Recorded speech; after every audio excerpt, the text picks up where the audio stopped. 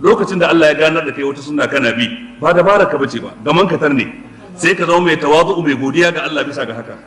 In ka ga wani ba akan hakan ba sai ka yi kokari yaya za ka yi shi kuma ya zama hakan.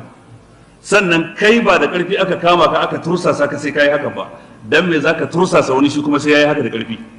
Kai ba rana ɗaya ka zama hakan ba, a hankali ka zama hakan, dan me kake son kuma wani shi ma sai ya zama haka rana ɗaya kafin kiftawar ido. Ba zai yiwu ba, wannan ba ita ce sunnar Allah ba a ban kasa. To saboda haka dai duk wanda ubangiji ta Allah ya wa gaman katare ke riko da addini, mace ta yi hijabi, namiji ya tsayar da gemu, to kare rika kallon sauran a matsayin kafirai ko waɗanda kawai yan wuta ne su.